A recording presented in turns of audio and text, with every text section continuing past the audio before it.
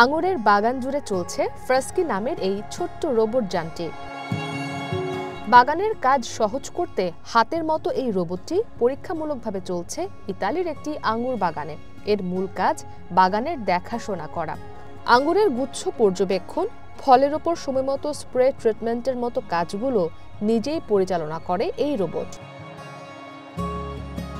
রোবটটি তৈরি করেছেন ইতালির ইনস্টিটিউট অব টেকনোলজির রোবোটিস্ট ডক্টর ম্যানুয়েল কাতালানো। আঙুর বাগানে নির্ভুলভাবে কৃষি কার্যক্রম পরিচালনার পরিকল্পনা থেকেই ফ্রাস্কিকে তৈরি করা হয়েছে বলে রয়টার্সকে জানান তিনি। বলেন, রোবোটিক্স এবং কৃত্রিম বুদ্ধিমত্তা একত্র করে কৃষিখাতের চ্যালেঞ্জ যেমন পরিবেশগত স্থায়িত্ব ও শ্রমিক ঘাটতি মোকাবিলা করতে এটি সহায়ক হবে। ফ্রাস্কিকে আমি আঙুর খেতে নির্ভুলভাবে কাজ করার উদ্দেশ্যে তৈরি করেছি। আমি আঙুর বাগানের কাজকে ডিজিটালাইজ করতে চেয়েছি। এই রোবটের মাধ্যমে আপনি ঘরে বসেই বাগানে থাকা প্রতিটি ফলের অবস্থান ও ধরন সম্পর্কে জানতে পারবেন।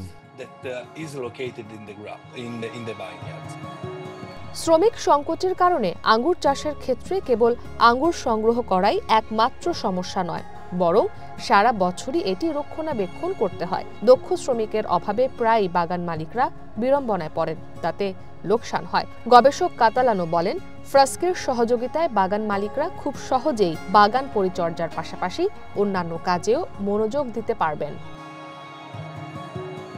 ইসরাত মুক্তি, ওয়ান ইন্টারন্যাশনাল ডেস্ক।